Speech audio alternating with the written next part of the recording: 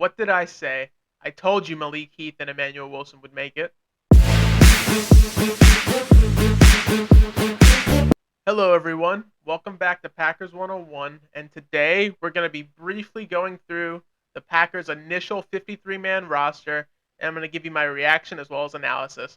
Spoiler alert, I'm very happy that Emmanuel Wilson and Malik Heath made the 53-man roster. I'm very excited for them. Okay, so let's just quickly go through the 53-man roster. At quarterback, the Packers only kept two quarterbacks, which doesn't really come as a surprise to anybody. QB1 is obviously Jordan Love, and QB2 is Sean Clifford. Sean Clifford had a pretty decent preseason, if I'm being honest, so I like him as a backup. I don't think the Packers need to go and sign another veteran quarterback. I think they're in very good hands with Jordan Love and Sean Clifford. At running back, the Packers kept three, and Emmanuel Wilson is running back three. He got the nod over Patrick Taylor, so I am very happy for Emmanuel Wilson, and I think that he can be a very good part of this offense. He can kind of be like, if you remember Swerve Irvin, I think he can fill that kind of role.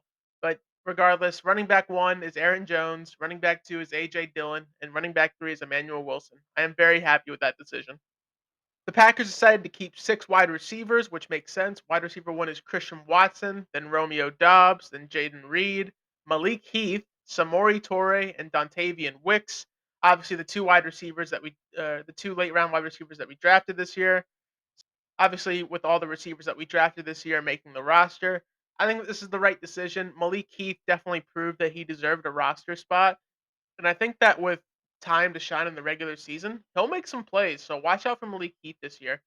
Definitely not a fantasy pickup, but I think he'll be like a Jake Kumro type of player for the Packers this year. So watch out for Malik Heath. At tight end slash fullback, the Packers went with three: Luke Musgrave, Josiah DeGuara, and Tyler Kraft. No surprise here. The Packers took the two tight ends that they drafted and the veteran tight end that they had. It's kind of weird to see without Big Dog Mercedes Lewis. He's been such a stable presence the last few years. But I'm excited to see what this young tight end group can do. I think Luke Musgrave has a lot of potential. So once he and Love get more on the same page, I could see him being a Jermichael Finley type of player. I've said that before. At O lineman, the Packers decided to keep 11 with Bakhtiari, Jenkins, Josh Myers, John Runyon Jr., and Zach Tom being the starters. Rasheed Walker, Josh Nyman, Royce Newman, Sean Ryan, Caleb Jones, and Luke Tenuta as the backups. I like Caleb Jones a lot. He's a big body, so I hope that he'll get some opportunities. But overall, solid lineup. I hope that Josh Myers can be a little bit more consistent this year because when he's at his best, he's a damn good center. But whether they're going to put him or Zach Thomas centers and maybe move him out is just something that we're going to have to see during the season. But I'm sure Coach LaFleur has a solid plan for these guys. At D line, the Packers go with six. Honestly, more than I thought. So they kept Kenny Clark, TJ Slayton, Devontae Wyatt, Colby Wooden, Carl Brooks, and Jonathan Ford. I did not expect Jonathan Ford to make the roster, if I'm being honest. He's had his opportunities and he really hasn't impressed so far in his time with the Packers. So kind of surprised to see him make the roster, but we'll get into why in a little bit. But Carl Brooks, I'm excited for. Devontae Wyatt, I think is going to have a really good year too. TJ Slayton, he's made some solid plays over the past few years as a late round pick. And Kenny Clark, we all know he's the real deal. At outside linebacker, Packers obviously kept Rashawn Gary. He's already back from the PUP list, so very excited to have him for this year. I hope that he recovered from the ACL nicely. Preston Smith, Kingsley Enagbare, Lucas Van Ness, Justin Hollins, and Brenton Cox Jr. So I expected only five of these guys to be kept. I did not think that Brenton Cox Jr. was going to make the roster. And I know there were doubts on Justin Hollins, but he had a really good year for the Packers last year after he was a late season pickup from the Rams. So I'm very glad he made the roster. But I'm excited for these guys. Kingsley Enagbare had a great preseason. Lucas Van Ness looks like he has a lot of potential. So I'm excited for the future of this outside linebacker group. At inside linebacker, the Packers go with five. Again, more than I thought they would. Devondre Campbell, Quay Walker, Isaiah McDuffie, Eric Wilson, and Tariq Carpenter.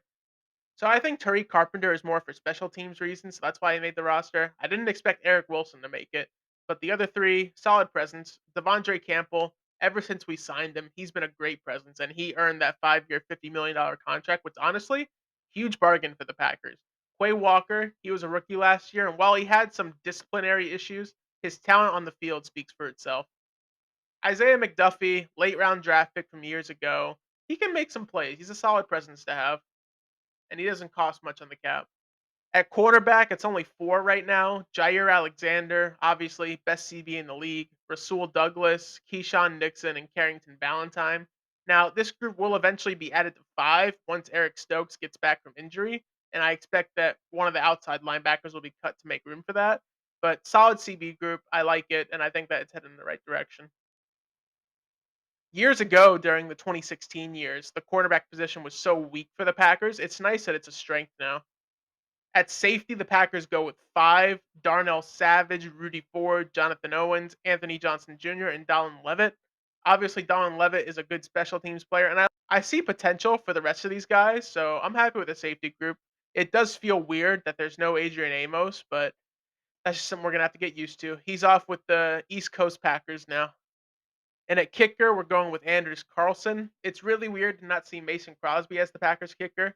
It's been that way for like the last 15 years. It is what it is, but Mason declined, and Carlson showed that he had a lot of potential in the preseason, nailing a 57-yard field goal. So I'm excited for that. And at punter, big surprise with Pat O'Donnell being released the other day. I did not see that coming. I thought that if the punt battle was going to be decided, it was going to be decided a lot earlier. But I guess the Packers saw what they needed to see in Daniel Whelan to make the decision to cut O'Donnell. So it saves money on the cap, but again, very unexpected move. Thank you very much for watching this video. I hope you enjoyed. If there's anything that you have a comment on about the Packers' initial 53-man roster, feel free to leave a comment. And I'm sure that there'll be changes in the coming days, so we can talk about that as well. And with all that said, I hope you all have a good day. See you next time.